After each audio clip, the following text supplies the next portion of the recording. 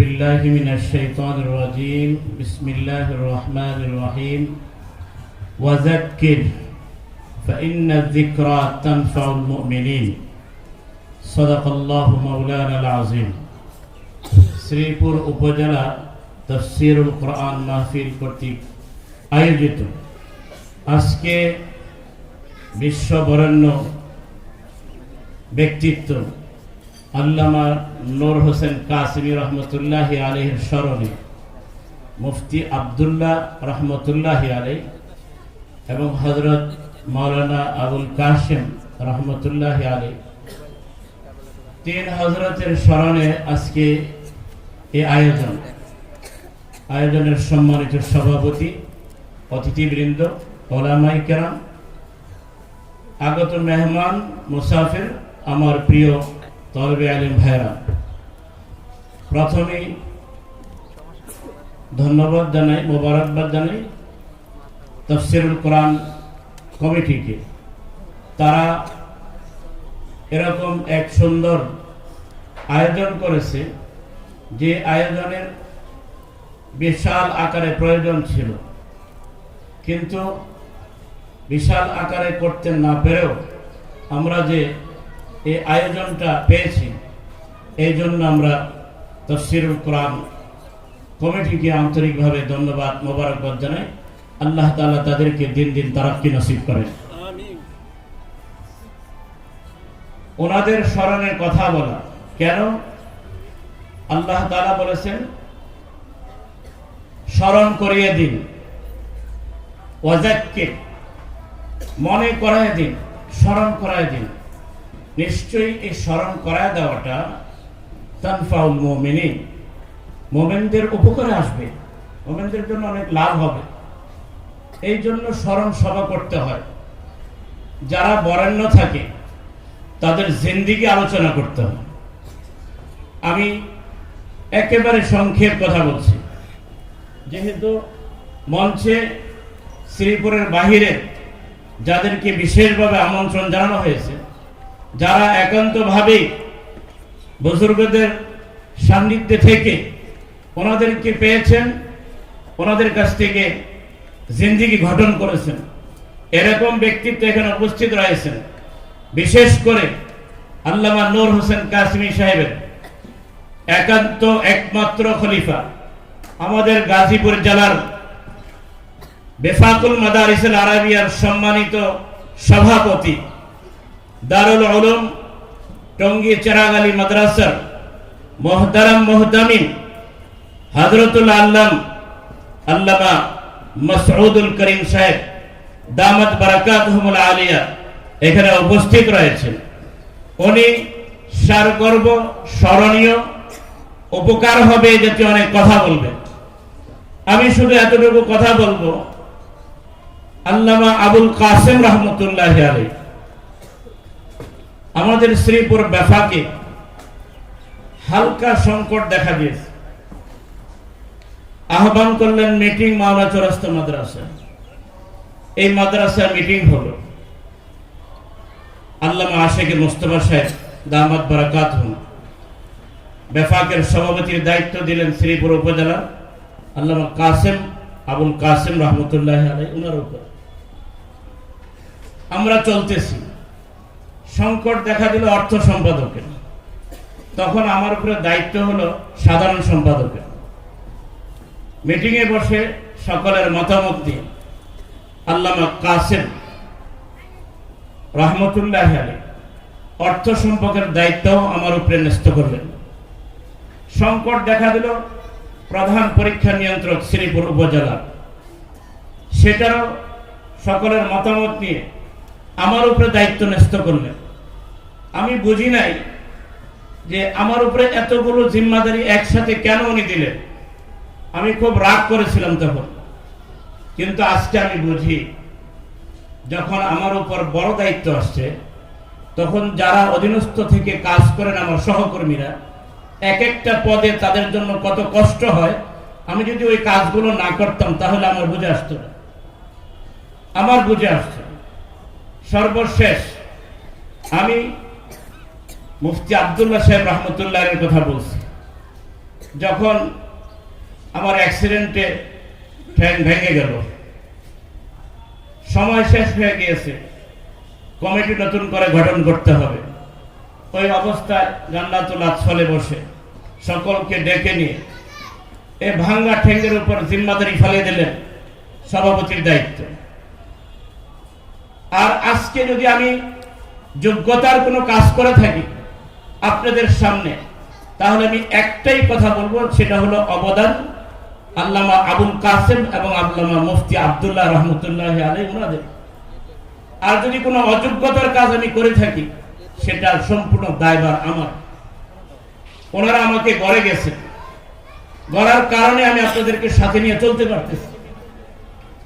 ওনারা কেমন ছিলেন, কি চাইতেন, মানসিকতা কি ছিল, এটা আমি আপনাদেরকে বোঝানোর জন্য আমি আমাকে দিয়ে উদাহরণ দিলাম।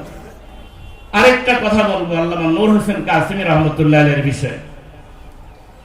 বেফাকের সারা দেশের মজলিসে আমেলা, মজলিসে শোরা, মজলিসে খাস সকলগুলোর মিটিং ডাকা হলো ফরিদাবাদ মাদ্রাসা। ওই জায়গাতে একটা সংকট সৃষ্টি হলো, সংকটের কোনো সমাধান আসছে না। নূর হোসেন কাসেমী সাহেব মাইক নিয়ে এক কথা বললেন, আজকে যদি বেফাক অনিয়মের উপরে চলতে থাকে, তাহলে বেফাক আর কোনোদিন নিয়মের উপরে উঠতে পারবে না। এক কথায় সিদ্ধান্ত হয়ে গেল। মাশায়েখরা এখন জীবিত নেই, সকলেই চলে গেছেন। এই কথার পরে আল্লামা আহমদ শফি রহমতুল্লাহ আলাইহি মাইক টেনে এনে আল্লামা আশরাফ আলী সাহেব হুজুরের হাতে তুলে দিলেন ফয়সালা দেওয়ার জন্য। আল্লামা আশরাফ আলী সাহেব হুজুর ফয়সালা দিলেন, যাহা যে সংকট সৃষ্টি হয়েছে এটা সমাধান হওয়ার পরে অগ্রসর হতে হবে। আজকে এখানে গোজামিল দিয়ে অগ্রসর হওয়ার কোনো সুযোগ নেই। এরকম কঠিন ভূমিকা নিতেন আল্লামা নূর হোসেন কাসেমী সাহেব। আমরা নূর হোসেন কাসেমী সাহেবকে কিভাবে দেখি? সবচেয়ে বাংলাদেশের একটা ঐতিহ্য ওলামায়ে কেরামের জন্য অপারগ হলেও যে বাতিলের বিপক্ষে রাজপথে হুইল চেয়ারে প্রতিবাদে নামতে হয়, এটা একমাত্র আমাদেরকে শিখাইছেন আল্লামা নূর হোসেন কাসেমী রহমতুল্লাহ আলাইহি। এর আগে আমরা দেখি নাই কখনো। হুইল চেয়ারে রাজপথে মিছিলের সামনে অগ্রভাগে এই ধরনের চলন্ত ব্যক্তি দ্বারা হুইল চেয়ারে চলতে হয়, তাদেরকে এভাবে নেতৃত্ব দেওয়ার জন্য আগে থাকতে হবে। সকল ক্ষেত্রে যতদিন উনি নিজ পায়ে চলতে পারছেন, এতদিন মিছিলের আগে রয়েছেন, প্রতিবাদের আগে রয়েছেন, কখনো উনি পিছনে থাকেন নাই, আমাদের সচক্ষে দেখাই দিবে। কাজী ওনাদের কাছ থেকে আমাদের যে শিক্ষণীয় বিষয়, এগুলো ওনাদের জীবনী আরো লম্বা চড়া যখন ব্যাপকভাবে আসতেছে, বিশেষ করে আমি আল্লামা মাসুদুল করিম সাহেব দামাত বারাকাতুহুম ওনার কাছে অনুরোধ রাখবো, ওনার বেশ কিছু স্মৃতিচারণ আমাদের সামনে করে আজকের এই মাহফিলকে সার্থকপূর্ণ করবেন, এই আশাবাদ ব্যক্ত রেখে সকলের মুরব্বীদের রোহের মাগফিরাত কামনা করে এবং সকলের আল্লাহ তাআলা জান্নাতুল ফিরদাউস নসিব ফরমান, এই আশাবাদ ব্যক্ত করে আমি কথা শেষ করছি। আসসালামু আলাইকুম ওয়া রাহমাতুল্লাহি ওয়া বারাকাতুহু। এই পর্যায়ে অতি সংক্ষেপে স্মৃতিচারণ করবেন মুফতি আব্দুল্লাহ রাহিমাহুল্লাহ ও মাওলানা আবুল কাসেম রাহিমাহুল্লাহ দীর্ঘদিনের সহচর সহকর্মী, জামিয়া ইসলামিয়া দারুল উলুম কওমি মাদ্রাসার হিফজ বিভাগের দীর্ঘদিনের প্রধান শিক্ষক উস্তাজুল হুফাজ হাফেজ মাওলানা ইমদাদুল হক রংপুরি হুজুর হাফিজাহুল্লাহ, শহীদুল্লাহ হুজুর রংপুরি হুজুর হাফিজাহুল্লাহ।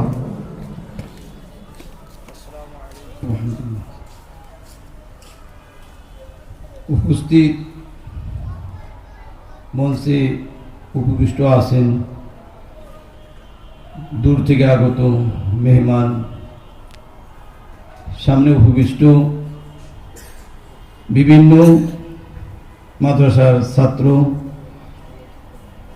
এবং অত্র এলাকার অনেক মুরব্বিন এবং যারা মরহুম আবুল কাসেম সাহেব হুজুরের শুভাকাঙ্ক্ষী এবং মুফতি আবদুল্লাহ সাহেব হুজুর রহমতুল্লাহ আলাইহির শুভাকাঙ্ক্ষী সামনে উপবিষ্ট আছেন। আমি এই মাদ্রাসায় 1996 সালে মরহুম আবুল কাসিম সাহেব হুজুর যখন এই মাদ্রাসার মুহতামিম দায়িত্ব আছেন, ওনার হাত দিয়ে আমার এই মাদ্রাসায় খেদমতের যাত্রা সে 1996 থেকে। উনি এই মাদ্রাসায় যতদিন জিম্মাদারি আদায় করেছেন, ওনার সম্পর্কে অনেক ভালো কিছু বলার আছে, কিন্তু সময় নেই। আমার আগে মৌলানা আতাউল্লাহ সাহেব বলেছেন যে হুজুর এই মাদ্রাসার প্রতিষ্ঠাতা মুহতামিম ছিলেন। এই মাদ্রাসার থেকে যখন এই মাদ্রাসা এই এলাকায় এই মাদ্রাসাই ছিল, এই মাদ্রাসার পরে হুজুরের জীবদ্দশা আরেকটি মাদ্রাসা হাফিজউদ্দিন ইসলামিয়া চেয়ারম্যান মাদ্রাসা প্রতিষ্ঠা করেছেন। এই মাদ্রাসা যারা লেখাপড়া করেছেন, বর্তমানে অত্র এলাকায় গাজীপুর এবং অন্য সব জায়গায় দেখা যায় এই মাদ্রাসার ছাত্রই এই মাদ্রাসাগুলোতে শিক্ষকতা অথবা মুহতামিম অথবা নাইবে মুহতামিম অথবা শিক্ষা সচিবের পদে খেদমতে নিয়োজিত আছে। মরহুম আবুল কাসিম সাহেব হুজুর তিনি এই প্রতিষ্ঠান করেছেন। কথা আছে, মান সান্না সুন্নাতান হাসানাতান ফালাহু আজরুহা ওয়া আজরু মান আমিলা বিহা। উনি এই সুন্দর কাজ করে গেছেন, যিনি শিক্ষা প্রতিষ্ঠান রেখে গেছেন। এটা ওনার রেখে যাওয়া আরো যে সমস্ত দিনী প্রতিষ্ঠান আছেন, এগুলোর সব আদর আল্লাহ তাআলা যেন ওনার কবরে পৌঁছে দিন। ওনার সাথে দীর্ঘদিন ওনার সুবাদে এখানে খেদমত করার সুযোগ হয়েছে। এরপরে মরহুম আবদুল্লাহ সাহেব হুজুর, ওনার অভিজ্ঞতা, ওনার কর্মজীবন, ওনার রাজনীতি জীবনের অনেক সেই বর্ষিয়ান অনেক লম্বাচড়া অনেক ঘটনা বলে আছে। তা আমি ওদিকে যাব না। আমি বলতে চাই, আমি মরহুম আবুল কাসিম সাহেব হুজুর এবং মুফতি আবদুল্লাহ সাহেব হুজুর ওনাদের সংস্পর্শে ওনাদের তত্ত্বাবধানে থেকে আমি এখানে দীর্ঘদিন খেদমত করছি, এখন আল্লাহ করাইতেছে। তো আল্লাহ তাআলা যেন ওনাদের এই রেখে যাওয়া কর্মকাণ্ডকে যেন আল্লাহ পাক পুনরুজ্জীবিত করেন এবং সুন্দরভাবে যাতে আমরা ধরে রাখতে পারি, এই বলে আমি আমার কথা শেষ পর্যায়ে আমি ওনাদের আত্মার মাগফিরাত কামনা করে আমার কথা শেষ করছি। ওয়া আখিরু দাওয়ানা আলহামদুলিল্লাহি রাব্বিল আলামিন। 1 মিনিট স্মৃতিচারণ করবেন মাওলানা মুহাম্মদ।